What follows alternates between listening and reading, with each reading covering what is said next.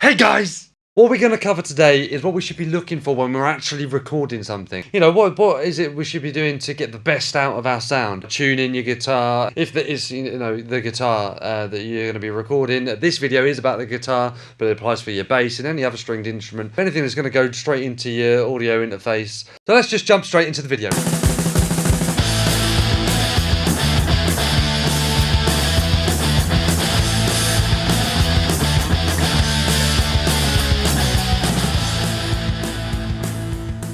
Right, okay, so let's get straight into it.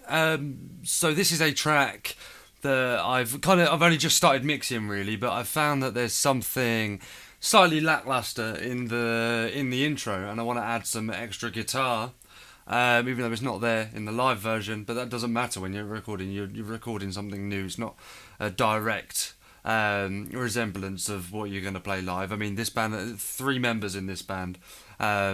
At points there's going to be like 4 different guitars just to make the song do it justice. So I thought it was a good opportunity to show you exactly how you should be recording, what you should be looking for, what your settings should be, that kind of stuff, and how you should have your guitar set up really. I mean, not how you should do, but what's good and what's bad. Do you know what I mean? So I'll give you some examples of like when you're recording a guitar and it's coming in too hot, it's coming in too loud, it's clipping. That's a bad thing, obviously, because the more it clips, the more it's going to distort unnecessarily, and where you don't want it to either.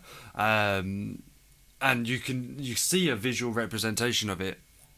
So what I've got set up here, I've got my guitar. I've got it just running at the bridge pickup at the moment. Because you have to play around and see what it sounds like. But I've got it running at the bridge pickup at the moment. Got it going straight into my audio interface, which is my UR22 Mark II by Steinberg. It also has a high Z input button on it. That's for high impedance things. So if it's not like a microphone, for instance, it's just like a guitar or a bass guitar. And some certain other things as well. All that does is just gives it a little bit of boost and says, this is a guitar, use these settings. Some audio interfaces have like a guitar button, that kind of thing. It does exactly the same thing. So what we're going to be doing first is just setting up our level. So we need to add our instrument in. So I've got mine in audio input number 2. So we should hopefully, but what I'm going to do, because otherwise you'll be hearing 2 versions of the guitar, one coming through here and the other one actually coming out of what's it called, podium. Then I'll just mute this whilst I play.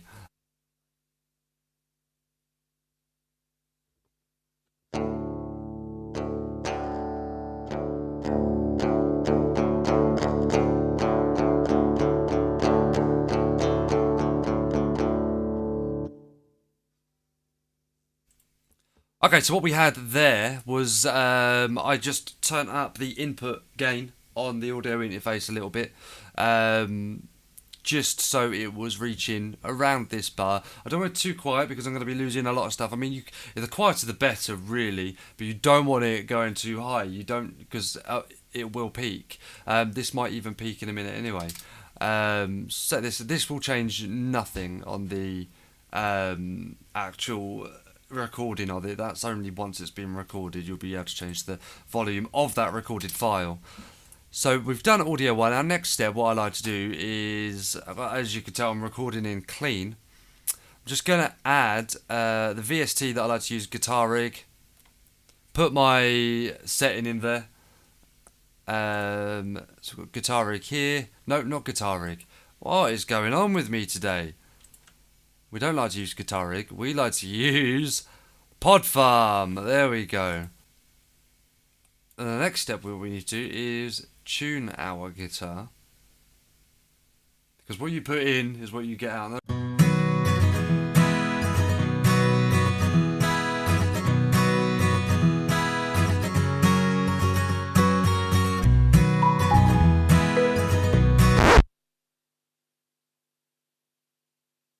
So tuning is something you can't correct. after you've already recorded it. Um, so that is one thing that we like to do at this stage. Clearly, I think that's a fairly obvious one. Now, a second one, which might not be fairly obvious, and it's only really fixable if you can do this yourself, or if you have multiple guitars, is the sound of your guitar. So if I put on all the distortion now, I'll just take this noise gate off. You can hear that noise, right? If I stick in a different guitar here, right, I've got another guitar here.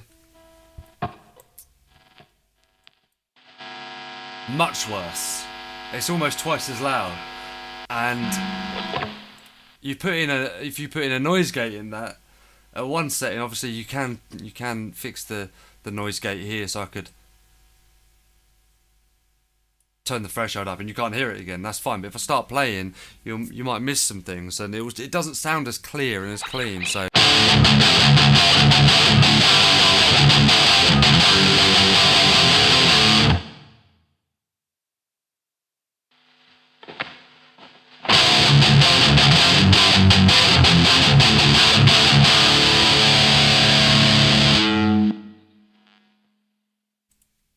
Yeah, so I mean that white noise, I guess, is still there even when the noise gate's on and off. It still comes through. So to get the most quiet guitar you can, really, and what this problem is, I built this guitar myself, and that's why it's not really grounded properly and like not perfectly. It's grounded well enough for like live stuff and that, but for recording, you want it as nice and clean as possible, and that is again something you can't really fix after the fact. So I'm just going to switch guitar again.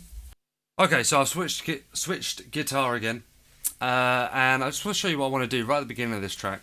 As again, it's not mixed or anything like that, so don't expect an amazing track right now. But let's just have a listen here what it sounds like at the moment.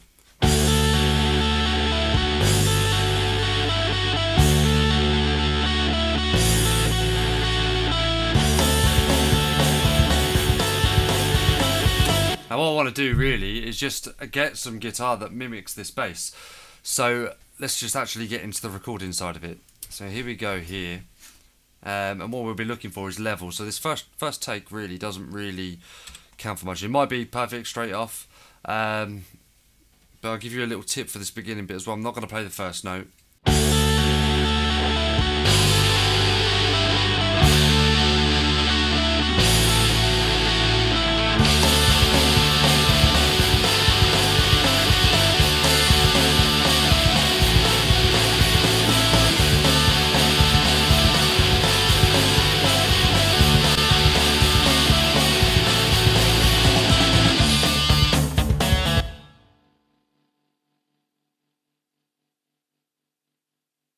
Okay, so what we're looking for here really is just any.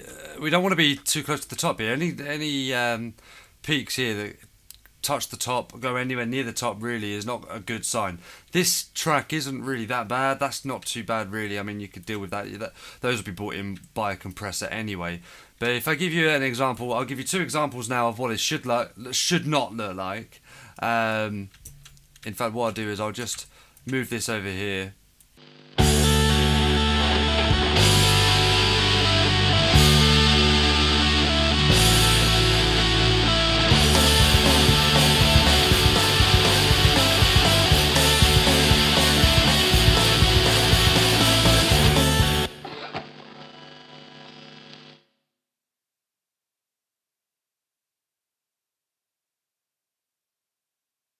Okay, so that one's clipping all over the place. We don't want that at all. We look here, I mean, there is just no... All these tips here are just being cut straight off, and it's just not going to sound good at all. So we'll just solo it out here and have a listen.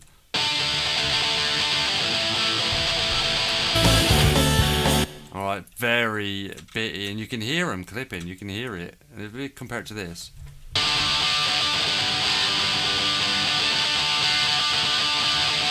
Granted, this is not the best distortion for this.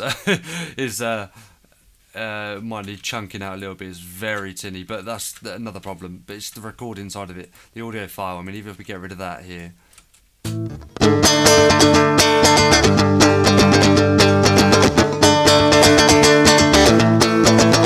Yeah.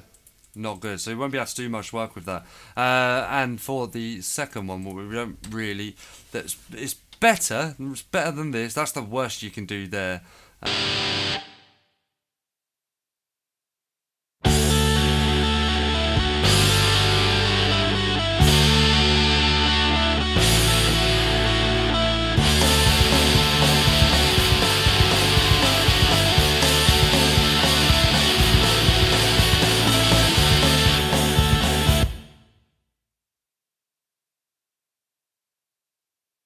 Now, the reasoning behind that, not wanting to do it like that, is because this obviously comes with volume. So this is a visual representation of how loud the sound waves are. The bigger the sound waves, the louder the sound. And the more sound that you get pushed through your VST, the more it's going to impact, the more it's going to add that effect to it. So if we listen here, it's pushing through a little bit.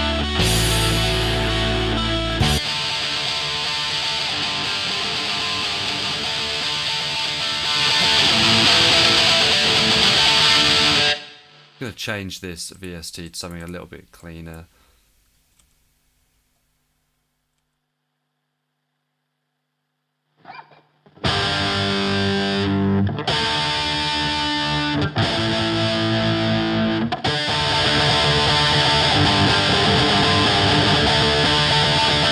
See, now I'm almost maxed out and I can't really go much louder than that.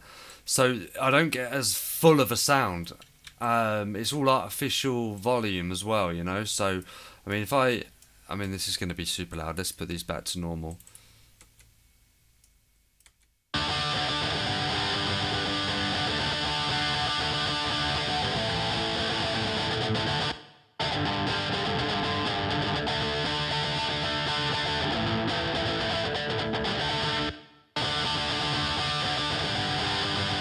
This is so much fuller. It's a fuller sound, whereas this is a little bit empty and it's missing bits and it's just ducking out a little bit because the effect isn't being applied properly.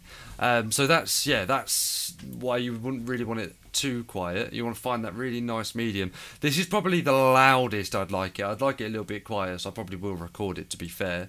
But for the purpose of this tutorial, I just want to show you what you should be looking for when you're actually recording something. Now, I didn't record the first note, and I'll show you why. I know that I play this note again, and it's only one strum. There's a little cheat here, really. And I've got the track right at the beginning, but, I can move it back a bit. So let's move it back about here. So it doesn't start straight away if I go right to the beginning. It's got a couple of bars of dead space, which is really how you should be working, but I can't remember why I did that. Obviously for some sort of reason. So we've got the first kick in here, which when the bass comes in and everything like that, that's when I want the guitar to come in. So I know it comes in on this note here, so I'm just going to chop it up and cheat, basically. Now you could do this all individually. I deleted it. That was good, wasn't it? You could do all these strums individually. You could just strum it and hold it and wait for too long. Never too short, because that just won't cut it. So we're going to guide ourselves by this kick, which is nice about there. Let's get these pretty much lined up. And we do have a short come in here.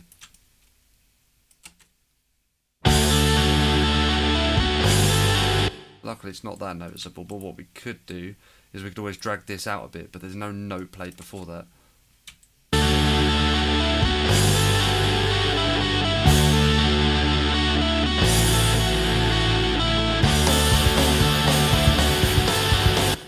That's kind of good if you need to come in straight away when there's no tap in, there's no metronome, you're not going to the metronome, that kind of thing, and you need to play straight away. That's how you'd get your timing. Quite just line everything up. So this is lined up like right there, with that first peak, and there's a big peak there, and the same with the bass. The bass is a little bit early, but that's fine. That can be fixed. And that's what you'd be looking for when you're recording your guitar. So again, so you get out what you put in. If you put in a dirty, horrible guitar, you're gonna get a dirty, horrible sound. You can't polish your turd, that old chestnut. Make sure your guitar's in tune. Make sure you've got a decent cable, decent guitar lead. Again, a decent USB interface. Ideally, you can use a audio jack interface, but I wouldn't recommend it, mainly because of the cleaner signals with USB, less interference, etc. Get your volumes correct so you're not peaking too much. You're not peaking too much, not too low, so you do get the full sound. So you can turn it up, turn it down if you need to. If you need to turn that down just a little bit, are you going to start losing the feel of the feel of that instrument and the sound that you're trying to get out of it? That's the idea of it, isn't it, right? And the idea of a song is to make all those feelings from those instruments work together harmoniously.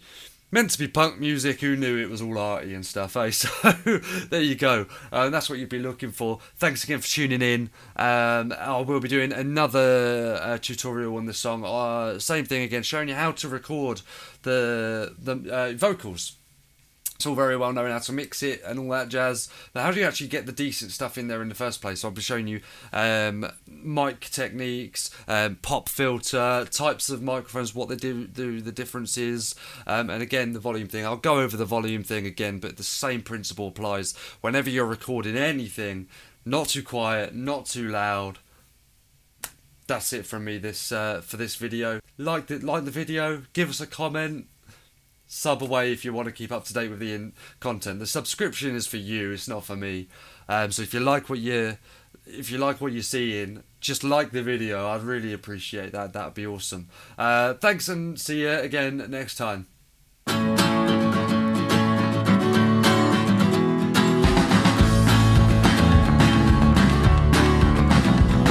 me satisfied, and I will try to comfort